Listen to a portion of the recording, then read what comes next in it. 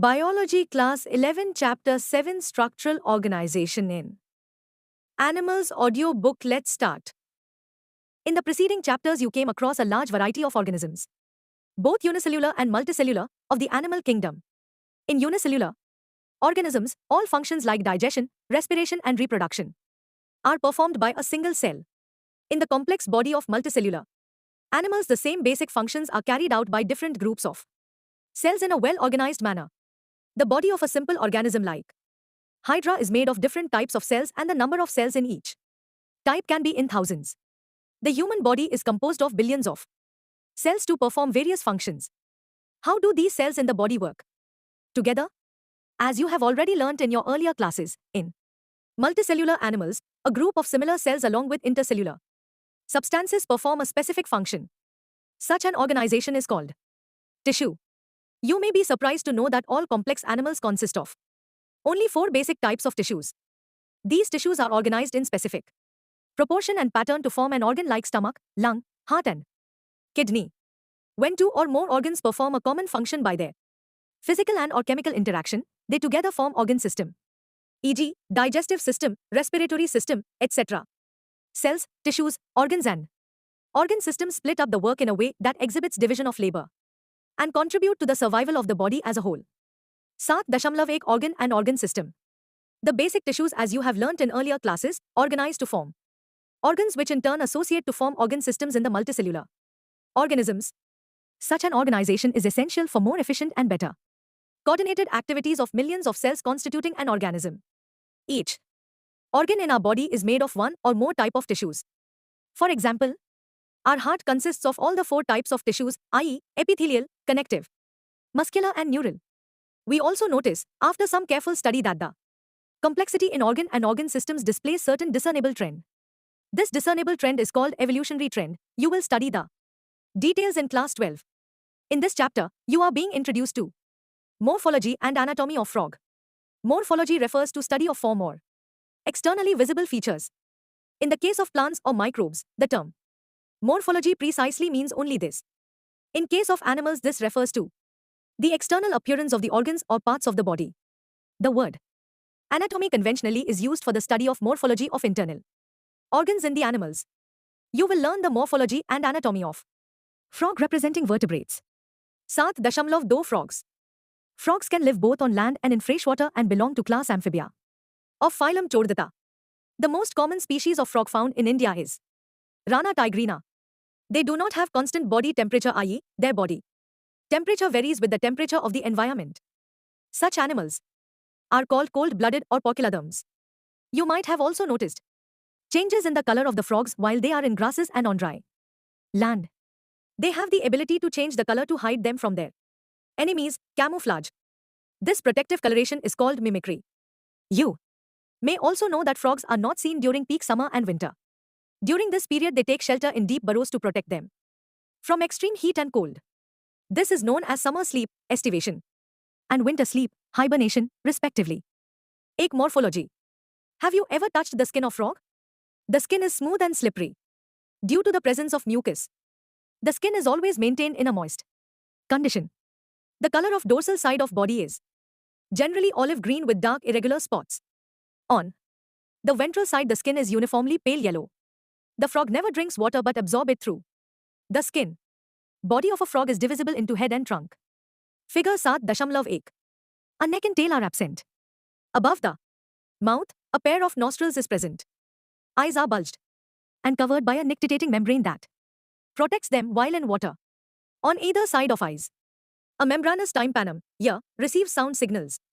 The forelimbs and hind limbs help in swimming, walking, leaping and burrowing. The hind limbs end in 5 digits and they are larger and muscular than forelimbs that end in 4 digits. Feet have webbed digits that help in swimming. Frogs exhibit sexual dimorphism. Male frogs can be distinguished by the presence of sound producing vocal sacs and also a copulatory pad on the first digit of the 4 limbs, which are absent in female frogs. Though anatomy. The body cavity of frogs accommodate different organ systems such as digestive, circulatory, respiratory, nervous, excretory and reproductive systems with well-developed structures and functions. Figure 7.2. The digestive system consists of alimentary canal and digestive glands. The alimentary canal is short because frogs are carnivores and hence the length of intestine is reduced. The mouth opens into the buccal cavity that leads to the oesophagus through pharynx. Oesophagus is a short tube that opens into the stomach, which in turn continues as the intestine, rectum, and finally opens outside by the cloaca. Liver secretes bile that is stored in the gallbladder. Pancreas, a digestive gland, produces pancreatic juice containing digestive enzymes. Food is captured by the bilobed tongue. Digestion of food takes place by the action of HCl and gastric juices secreted from the walls of the stomach. Partially digested food called chyme is passed from stomach to the first part of the small intestine, the duodenum. The duodenum receives bile from gallbladder and pancreatic juices from the pancreas through a common bile duct. Bile emulsifies fat and pancreatic juices digest carbohydrates and proteins. Final digestion takes place in the intestine.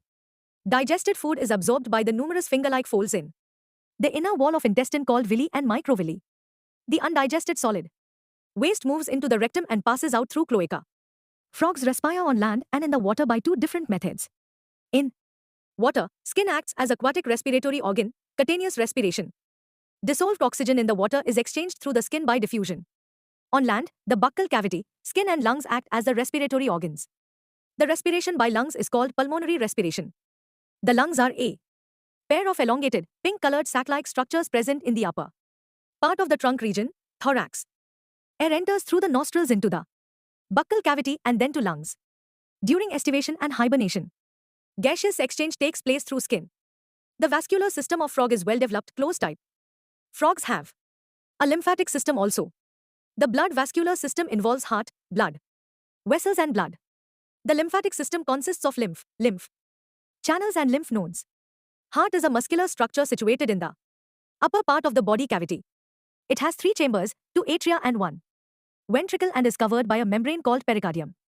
A triangular structure called sinus venosus joins the right atrium. It receives blood through the major veins called vena cava. The ventricle opens into a sac like conus arteriosus on the ventral side of the heart. The blood from the heart is carried to all parts of the body by the arteries, arterial system. The veins collect blood from different parts of body to the heart and form the venous system. Special venous connection between liver and intestine, as well as the kidney and lower parts of the body, are present in frogs. The former is called hepatic portal system and the latter is called renal portal system. The blood is composed of plasma and cells. The blood cells are RBC, red blood cells, or erythrocytes, WBC, white blood cells, or leukocytes, and platelets. RBCs are nucleated and contain red-colored pigment, namely hemoglobin. The lymph is different from blood. It lacks few proteins and RBCs. The blood carries nutrients, gases and water to the respective sites during the circulation. The circulation of blood is achieved by the pumping action of the muscular heart. The elimination of nitrogenous wastes is carried out by a well-developed excretory system. The excretory system consists of a pair of kidneys, ureters, cloaca and urinary bladder. These are compact, dark, red and bean-like structures situated a little posteriorly in the body cavity, on both sides of vertebral column. Each kidney is composed of several structural and functional units called uriniferous tubules or nephrons. 2 ureters emerge from the kidneys in the male frogs. The ureters act as urinogenital duct which opens into the cloaca. In females, the ureters and oviduct open separately in the cloaca. The thin-walled urinary bladder is present ventral to the rectum which also opens in the cloaca. The frog excretes urea and thus is a ureotelic animal. Excretory wastes are carried by blood into the kidney where it is separated and excreted. The system for control and coordination is highly evolved in the frog. It includes both neural system and endocrine glands. The chemical coordination of various organs of the body is achieved by hormones which are secreted by the endocrine glands. The prominent endocrine glands found in frog are pituitary, thyroid, parathyroid, thymus, pineal body, pancreatic, islets, adrenals and gonads.